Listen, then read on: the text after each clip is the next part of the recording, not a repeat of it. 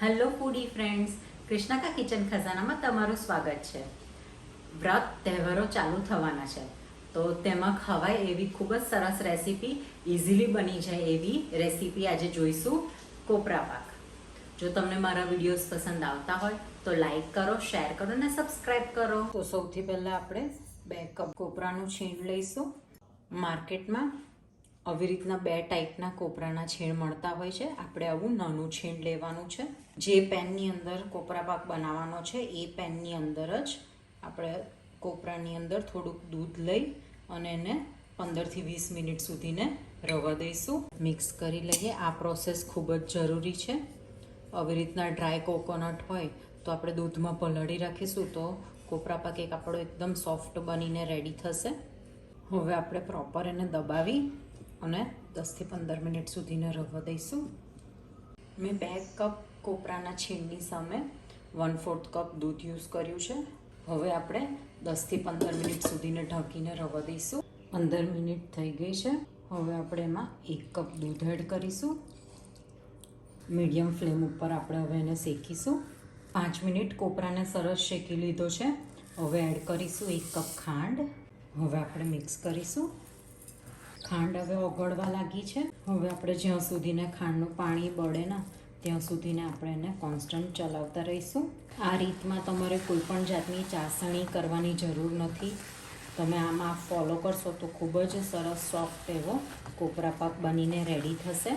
ખાંડનું પાણી સારું એવું બળી ગયું છે.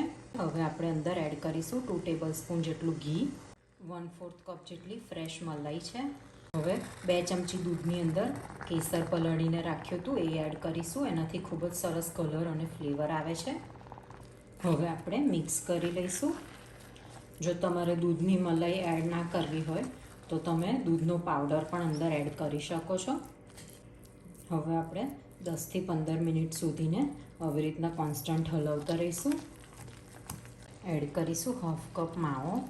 ફ્રેશ માવો લીધો છે. આ ટોટલી ઓપ્શનલ છે. હવે આપણે માવાને કોપરા સાથે મિક્સ કરી દઈશું. માવો એડ કરવાથી ખૂબ જ રીચ ફ્લેવર આવે છે.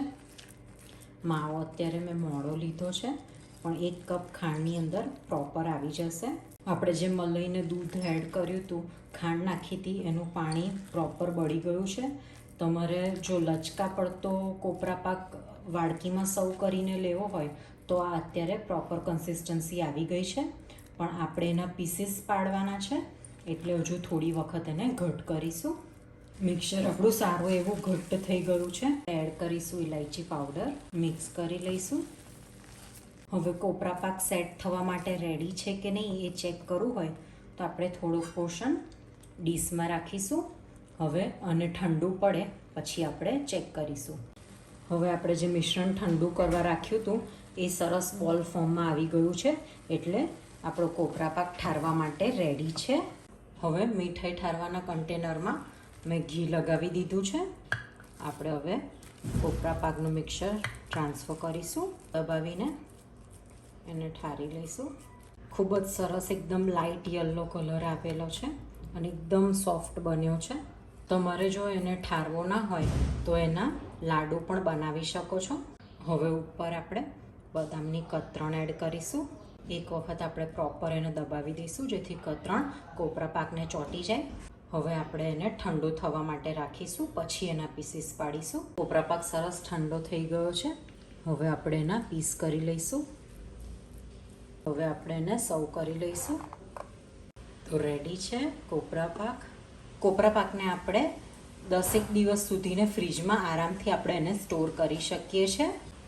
એકદમ સરસ સોફ્ટ થયો છે. મોઢામાં મૂકતામાં ઓગળી જાય એ રીતનો